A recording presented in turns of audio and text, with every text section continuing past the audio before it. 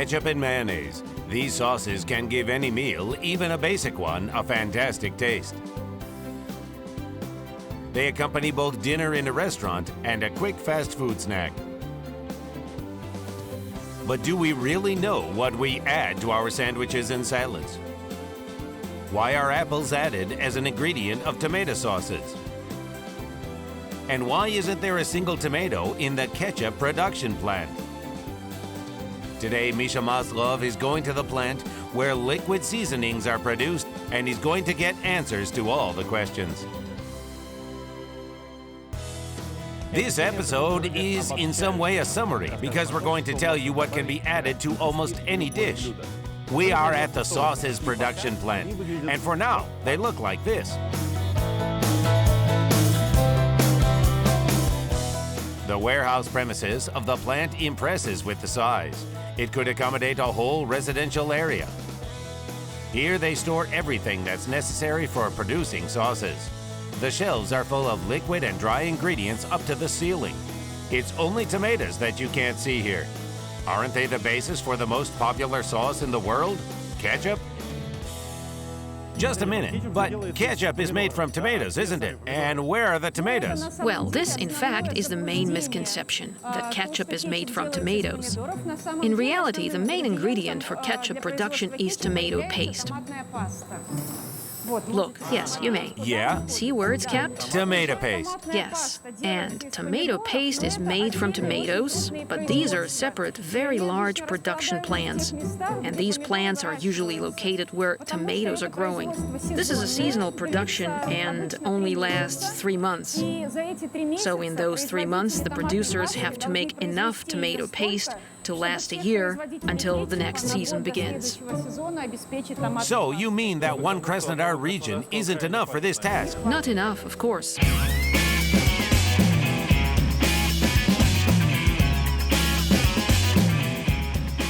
Tomato paste is delivered to the plant in sealed bags. They're opened without a person participating. The bag goes between rotating shafts.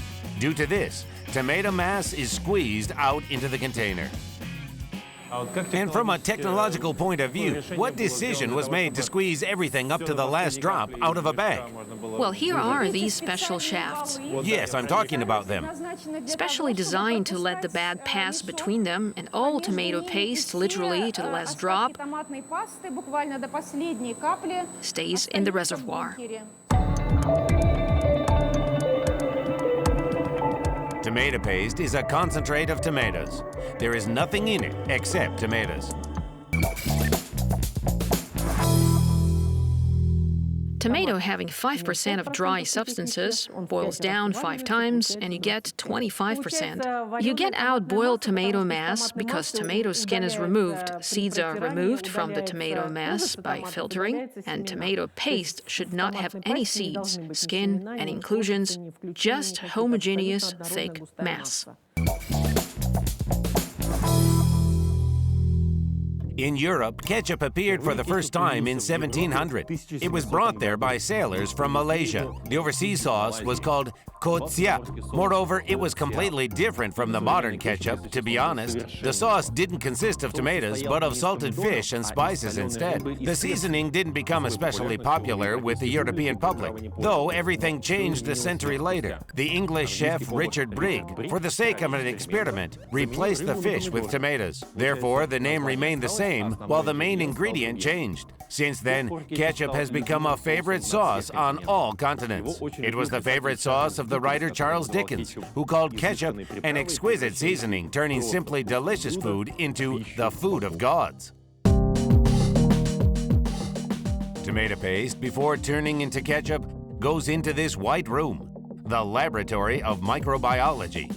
Here, each batch is checked for bacteria that can harm consumers' health and affect the quality of the final product adversely.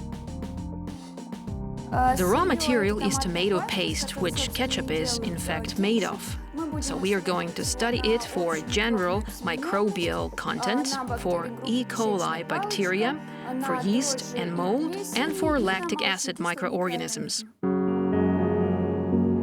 Samples of the paste are placed in solutions of nutrient media that are favorable for bacterial growth. If there are unwanted microorganisms contained in the product, after a few days, their colonies will multiply and you'll be able to see them with the naked eye. So we have standards, and there's a special standard for each raw material. If we count the colonies, and if we find that there are within these norms, then everything is okay. This is within the norm. And if not, then this material is rejected and sent to the supplier. Coming up next, what speed does ketchup travel? Why are apples added as ingredients of tomato sauces? And what type of ketchup production prohibits the use of food additives? Tomato paste begins turning into ketchup after additional ingredients are added to it. Good afternoon. Hello. I'm Misha. Dennis. I'd really like to help you, but I don't know what you are doing yet. Tell me about it, okay? Here we weigh dry ingredients. You can try to weigh them. It'd be great. Would you like to? Yes, I'd be happy to, of course. So first you need gloves, Yeah, a respirator. hands and a respirator. That is dry mixtures. They are so thin. Yes. You need to protect your lungs. Yes. These white powders, salt, starch, and sweetener, are the main dry ingredients to produce classic ketchup. First, we need to weigh salt. So let's weigh salt. Let's try. We must weigh 5, 6, 7. Is that pounds? Yes. Where? Is that how I open it? Exactly. Just cut along. Okay, almost there. 9. How much should there be? 5, 6, 7. Okay. Here it is necessary to take a little out. Accuracy is the main thing. A little bit more? Does it go back here? Yes. The recipe includes a sweetener, saccharin. It is labeled as E954. This additive is many times sweeter than sugar and has a lower calorie value. About 20 kilograms are added into 2 tons of the product. Another white powder, which is a must for ketchup, is starch. Okay, and why do we even need it? Starch. Let's together. Starch is added to dry ingredients to make it thicker. It's like it absorbs water. To give texture, right? Yes. It's probably necessary. To make it thicker. And we need 60 of starch, don't we? Yes. It's not allowed to add starch in all kinds of ketchup. Depending on the ingredients, there are 3 categories of this sauce. By law, the recipe for extra category should include the minimum ingredients: tomato paste, at least 40% of tomato paste, salt, sugar, and spices. But the cost of producing this sauce, and consequently the price of the final product, are quite high. There are other, more budget-friendly types of ketchup: high, first, and second categories. They differ in the number of admissible additives. To get a budget-friendly product, you need to minimize the amount of tomato paste. But for the product to be at least, well, visually similar, to taste and have some consumer characteristics making it look like tomato sauce. Therefore, part of tomato paste is substituted by starches. The quality indicator of ketchup product is how thick it is. This ketchup should not flow. It lazily drips down sides of a bottle. It is estimated that the ketchup with reference texture flows out of a bottle at a speed of 164 feet per hour. For comparison, the average speed of the slowest Galapagos turtle is 0.5 miles per hour. By the way, it was only in the mid-1980s when they started to produce ketchup in plastic bottles. And this, I must say, solved the problems ketchup fans had due to its speed.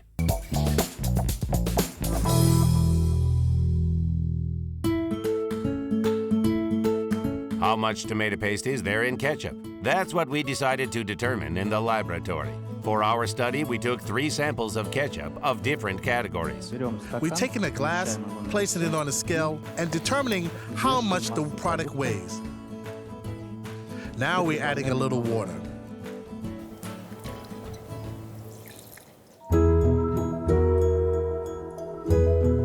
The content of tomato paste is determined by the amount of carbohydrates the product contains.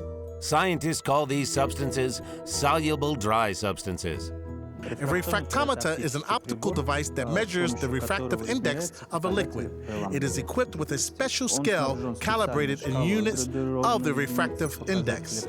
Thus, knowing the refractive index using special tables, we calculate and ascertain the values of the mass fraction of the soluble solids in the product.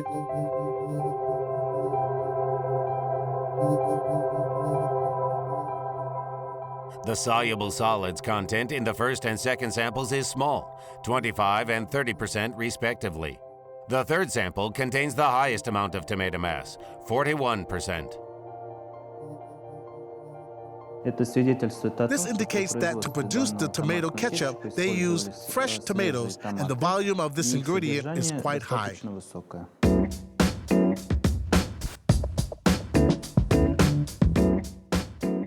The less tomato paste there is in ketchup, the more ingredients there are to replace it. Vegetable and even fruit purees are added to the sauces. One of the most common ingredients is apples.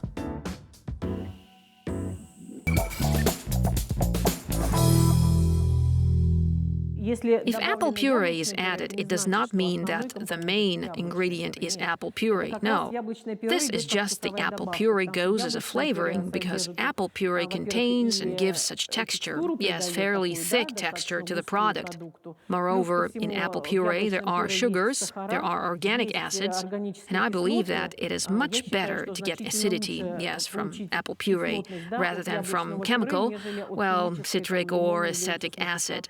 Therefore, apple puree is in no way, if it does not replace the tomato product, but is just an addition, it is not in any, not in full, in no way worsens the product. Coming up next, what sauce competes in popularity with ketchup? How did English conquerors contribute to the appearance of mayonnaise? And can you eat ketchup with spoons?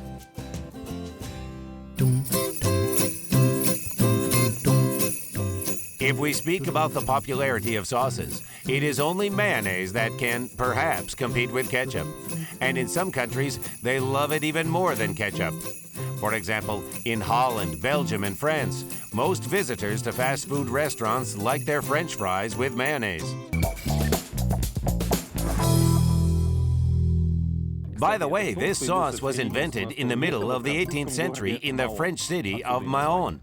Hence the name. During the 7 Years' War, when the English occupied the French lands, the troops of the Duke of Richelieu had a problem with food supply. All the products there were only vegetable oil, eggs, and lemons left. The cook hopelessly decided to mix these ingredients, which resulted in an unusually tasty sauce. The main ingredients of mayonnaise have not changed for centuries. Here we have one of the main ingredients of mayonnaise and sauces. It's egg yolk. It comes from the egg yolk plant and requires special storage conditions, so it is protected by such special thermal insulation materials. A cover that allows keeping the temperature of the egg yolk at the level of no higher than 4 degrees Celsius after delivering from the refrigerator. Mayonnaise production is like ketchup production. All processes take place in closed containers and pipelines. In principle, the main stages are all the same. It's only that in mayonnaise production, the production of mayonnaise sauces, we prepare an emulsion, and this is already a virtually ready product. An emulsion is liquid, in which there is a suspension of some substances, isn't it? It is a mixture of fat and water. Mayonnaise, in addition to egg yolks and vegetable oil, contains starch, vinegar, sugar, salt. Various additives are admissible, flavoring agents, colorants, and preservatives.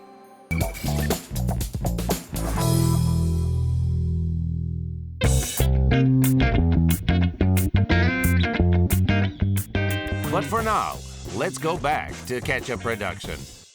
We've weighed. Yes. Now we're taking dry ingredients to the hopper, taking a hydraulic trolley. I was thinking right now, starch.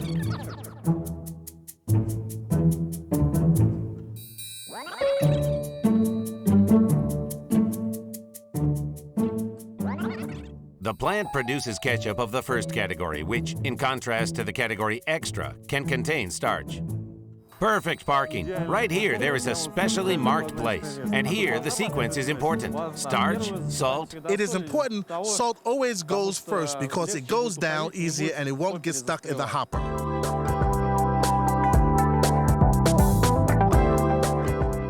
The starch, salt, and sugar, which we weighed earlier, get into the tomato paste. In addition to them, the classic recipe for ketchup includes spices, cinnamon, and pepper. Are we closing it? Yes. All of the ingredients get into the tank KPT1, where they are dosed out of. Is it right beneath us? Yes, beneath us. They are mixed with tomato paste, syrup, vinegar, with all the liquid ingredients. Yeah, that's all. After that, you get a raw ketchup phase. Coming up next in the program Additives, what diseases were patients treated for with ketchup in the 19th century? Why do sauces without added preservatives have longer expiry periods? And how many kinds of pepper are added to the sauce? Ketchup hasn't always been a sauce. In the early 19th century, it was used as a medicine and sold in pharmacies. This tomato medicine was prescribed for stomach pain. That sounds a little strange. Doctors of that time were guided by the fact that the ketchup includes a substance, lycopene, which is responsible for the red color of tomatoes and affects the work of the digestive system favorably. I wonder whether the prescriptions included, in addition to ketchup, sausages and pasta. Modern manufacturers of ketchup don't always stick to the classic recipe. On supermarket shelves, you can find a variety of flavors. It is various spices and seasonings added to the prepared base for ketchup that are responsible for the flavors. We're opening. What is there? Well, now the content looks as if there are some accidents at the production facility. Well, it's only for now because it's still raw, not cooked. I see. Okay. So we put the grate here, and through the grate, we pour spices. Additional ingredients are mostly dried vegetables and extracts. Their combinations give ketchup different flavor. Well, can I start with parsley? Yes, do it. That's it. Next goes the pepper. Oh. All right, pepper. Well, now, chili extract. One pack of each spice. That's, I think, a very hot thing, isn't it? Yes, 1 piece.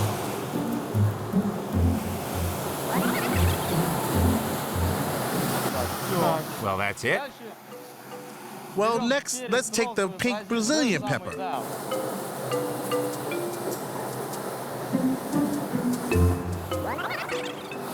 Okay, now let's add some chili pepper.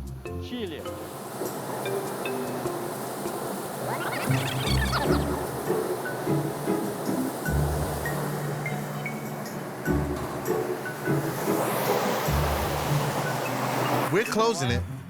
The red button start. We should press it. That's it. It has started mixing. Super. Coloring and flavoring agents cannot be part of the category extra ketchup. Moreover, you don't need these additives for a sauce with high tomato content, since tomatoes give the ketchup the desired color and aroma. When there is less than 40% of tomato paste, manufacturers have to use fragrances and pigments. In low-cost sauce categories, the most commonly used additives are the ones received by chemical means. Well, we know, yes, let's say that in pepper the main aromatic substance is piperine. Yes, piperine can be created, be reconstructed, well, to reconstruct the chemical formula, yes, to recreate and use not the natural spice, but use, well, chemical ones. But this is the same as comparing women's milk and human milk substitute, because they are identical, but with a mother's milk the child gets a lot more of all the substances and components which he needs directly, and you won't reconstruct it in any substitute. Yes, you take from pepper, but say, even if you take the flavor of pepper and take one piperine, but in pepper it's basic, but there are 20, 30, and maybe 50 of them there. And these 50 will never be reconstructed in a flavoring agent. After all the ingredients have been added to the tomato paste, the mixture for the future ketchup is finally ready. The cooking process can start. It is completely closed. This is necessary to prevent bacteria from entering the product, which will affect the quality. This is the zone where the main technological stages of ketchup production take place. And earlier you've seen how different mixtures are mixed, and these are perhaps the only open places where you can see the intermediate stages of ketchup production. Moreover, I took an active part in this. Yes, quite right. These units are where the most important processes take place, thanks to which the raw mixture turns into ketchup. Excess air is removed from the base for the sauce, which is called deaeration. Then homogenization is passing through the mixture through a narrow opening under high pressure. This is necessary to ensure the desired texture. And pasteurization is heating the would-be ketchup to high temperatures. Pasteurization is, of course, the main stage ensuring the microbiological stability of ketchup.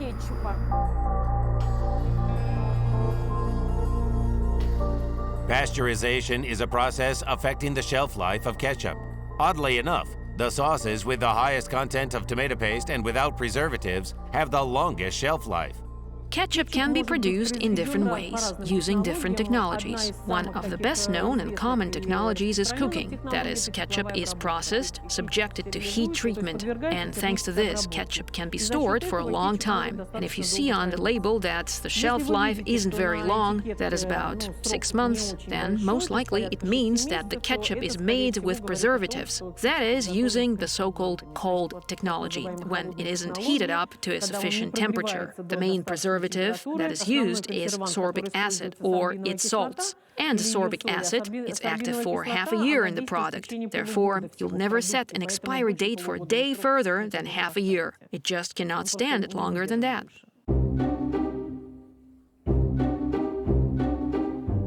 So, Misha Maslov has spent the whole day watching how his favorite sauce, ketchup, is cooked. He hasn't tried the final product, though. It's time for a tasting room. Anastasia, well, I see we have almost everything ready for an organoleptic test. Yes, and I say almost because there are no sausages, cutlets, pasta. Well, all that which sauces are usually eaten with. This, of course, in an ideal scenario, that would be fine, but the specialist on the line who carries out this analysis, unfortunately, doesn't have a piece of meat or sausage on him. That's it. And so we are going to taste it as is, relying on your receptors. Let's taste it.